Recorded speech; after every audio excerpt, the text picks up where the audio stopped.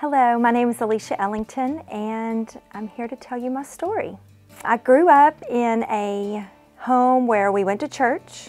My grandfather was a deacon at a Baptist church in Dallas, but we didn't have a close relationship with Christ. We prayed, but I didn't really know who He was. I had 3 brothers. My parents were married, but my dad drank a lot. And so my house was a little chaotic at times. We would go to family outings and my parents would grab and complain and fight. And it was really hard. And so I think growing up, I was chasing happiness maybe in so many different areas of my life. I was very active in high school. I was a cheerleader and I stayed busy. I dated a guy in high school and we got married and moved to Savannah, Georgia. He was in the military.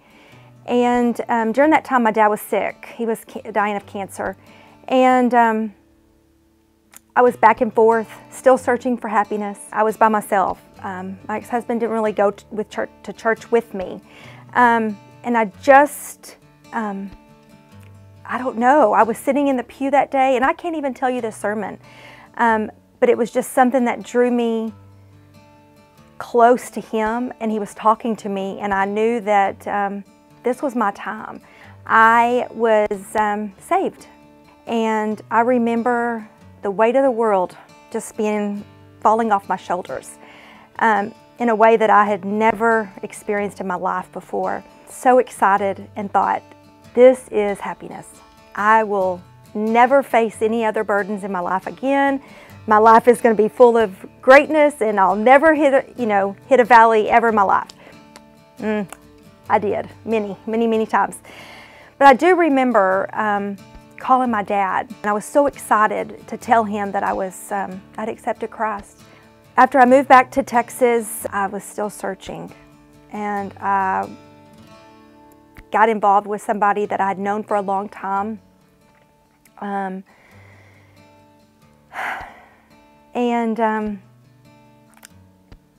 It turned out bad. I didn't know that he was on drugs. He was older than me. I didn't know the life that he was living until I was in it. He needed help. He needed seek treatment, and I guess I was kind of wanted to be that helper. You know, I could fix him. I married him for him to get insurance, and so he could go into treatment, thinking that that would help him. You know, it's not going to help him. And I was in a very abusive relationship, very scared at times, but God showed His face, and He got me out of it. And I knew it was not something that I did alone. God answered my prayer, and He answered it in the perfect time. I think I realized that life wasn't going to be perfect and grand after I was saved, and I think at that moment I realized that I can't do life alone, because I think during that time of being with this person, I was going to church. I never stopped going to church, but that was my problem. I was just going to church. I was not seeking guidance from Christ. I was not seeking His answers for my life. I was trying to fix myself, and I was trying to fix other people. And I realized that I couldn't do it. No matter how often I tried or how much I tried, I couldn't do it on my own. And I was failing miserably.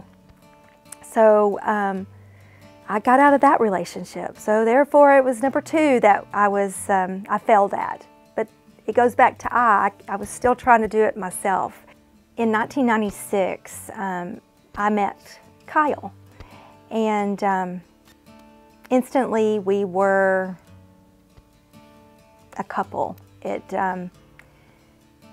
just worked, and Courtney and him just clicked, and yeah, it was a blessing from God. But it wasn't always grand. Again, I didn't know how to be a wife. I didn't know how to make a marriage work on my own. Drinking became a problem in our life, not with me, but with my husband. And I thought, I can't do this again. I can't go back to the life I had before, where my dad was drinking, then I was in a relationship where drugs were involved, and I just knew I couldn't do this. I was physically and mentally exhausted. I remember, praying at night for years, and I mean years, for God to take me out of my marriage. But I didn't want him to hurt my kids. In October of, I don't remember, 2012 maybe, my husband came home from work, and he was crying, and he said, I can't do this anymore. And all I remember thinking was, but God has showed his face again. In the darkest of my days, where I prayed for so many years to help me, God showed his face, and he said, I'm here. I'm going to help you. I'm going to take care of this marriage, and I'm going to make it good. And he did. And it took us until we came here to New Liberty in 2013 that I can say that is when our life turned around. And it has nothing to do with the church, the building, but it has everything to do with the people that drew close to us, brought us in, and showed us what it's like to have a relationship with Christ.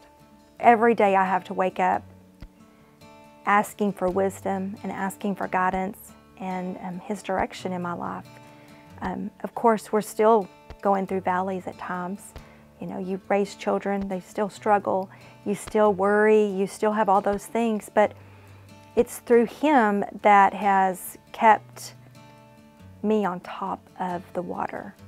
I mean, there's times I feel like my knees are going down, but he always pulls me up, and I'm just encouraged by that. No matter how people look, everyone has a story. And some stories are great, and they're full of excitement and full of good. Some people's aren't so pretty, but we all have one, and don't you ever think that your story or what you're going through in your life is you're too embarrassed. Because I can tell you right now, me telling this story to the church, I'm embarrassed. But I know that it's who I am, who I was, and God has brought me out on top. And I'm still going to struggle, but I am so much better than I ever was. And I know tomorrow I may struggle, but I know that I can go to him for all my questions, and he'll give me all the answers. I just encourage you to get on your hands and knees and pray. I remember begging. God didn't need me to beg, but I remember begging. And it was just at those moments that I was at my weakest, he was working. And I can look back now, and he just carried me through it. So I encourage you to find someone. I'm here if you need someone to talk to or pray with. But if you don't have anyone, I just encourage you to get on your knees and just pray. This is my song, praising my Savior.